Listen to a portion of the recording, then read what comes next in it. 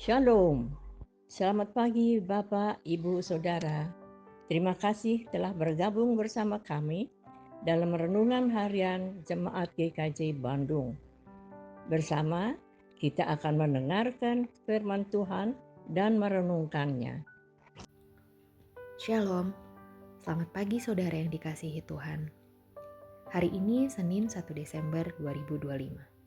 Mengucap syukur karena Tuhan sudah sertai kita sampai hari ini, dan dimanapun saat ini saudara berada, kita akan sama-sama merenungkan firman Tuhan. Kita berdoa dan datang pada Tuhan. Bapa, terima kasih untuk hari ini. Kami mengucap syukur karena setiap hari Tuhan tolong kami, sertai kami dan pimpin hidup kami. Itu sebabnya kami butuh firman Tuhan yang akan mengarahkan dan menuntun kehidupan kami. Kami mau membuka hati untuk firman-Mu. Bersabdalah atas kami, di dalam nama Tuhan Yesus kami berdoa. Haleluya, amin. Renungan pagi kita hari ini diberi judul Tetaplah Bertahan. Saudara yang dikasihi Tuhan, dalam kita mengiring Tuhan, yang Tuhan Yesus rindukan untuk kita lakukan adalah bertahan. Kenapa? Karena memang untuk mengalami janji Tuhan kita harus melewati masalah dulu.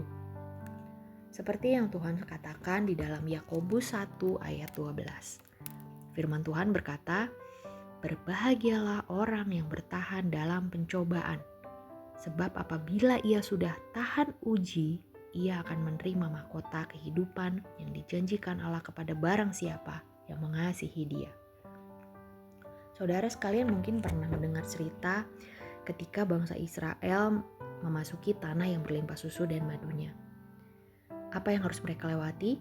Mereka harus melewati dulu padang gurun. Mereka tidak bisa berhenti di tengah atau membuat jalan di tengah. Sama seperti Yosua dan Kaleb. Mereka juga harus melewati padang gurun dulu itu, sampai mereka mengalami apa yang Tuhan janjikan dalam kehidupan mereka. Contoh lain adalah Musa. Musa juga harus melewati Laut Tiberau, baru Musa dapat melihat bagaimana penyertaan Tuhan yang dinyatakan dalam kehidupannya. Yosua juga harus melewati tembok Yeriko, sungai Yordan, supaya Yosua dan orang-orang yang ada pada saat itu melihat bagaimana campur tangan dan pembelaan Tuhan. Jadi kuncinya adalah mereka semua diperhadapkan dengan sesuatu yang tidak enak dulu, sesuatu yang tidak nyaman. Tapi mereka tidak berhenti. Jadi janganlah berhenti melangkah, tapi tetap terus bertahan untuk maju dan menguatkan diri. Kuncinya adalah tahan uji. Bagaimana seseorang bisa tahan uji? Dia harus bertahan sampai akhir. Kalau kita sudah melakukan firman Tuhan, tetaplah terus melakukan firman Tuhan. Jangan cuma setengah. Kalau saat ini kita sudah setia sampai sekarang, tetaplah setia. Kalau sudah sabar sampai sekarang, tetaplah sabar. Kalau sudah bisa mengampuni sampai sekarang, teruslah mengampuni. Pertanyaannya, sampai kapan Tuhan? Ya sampai akhir hidup kita. Karena untuk melakukan firman Tuhan bukan cuma setengah perjalanan hidup, tetapi seumur hidup.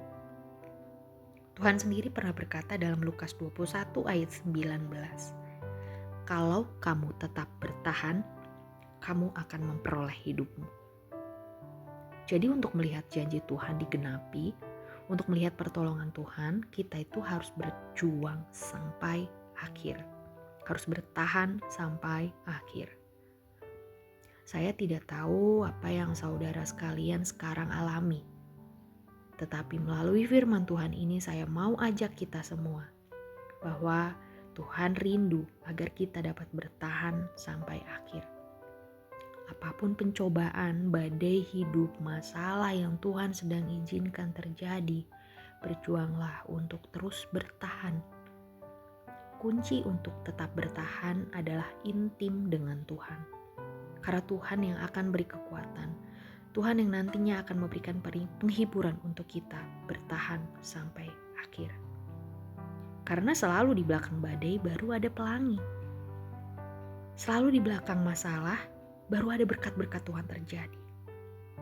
Tetapi selesaikan dulu ujiannya, selesaikan dulu pencobaannya. Karena setiap orang yang bertahan dalam pencobaan, dia akan menjadi tahan uji dan nantinya akan menerima mahkota kehidupan. Mari kita berdoa, kita akhiri renungan kita pada pagi hari ini, kita mau datang sama Tuhan.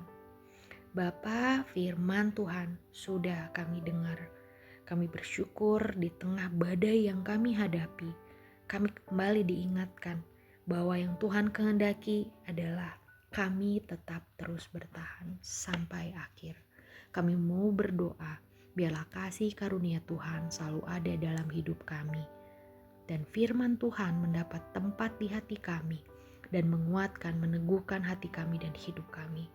Karena kami tahu Tuhan mau melihat kami keluar sebagai orang-orang yang lebih daripada pemenang. Kami mau berdoa untuk yang sakit, Tuhan yang jamah dan sembuhkan.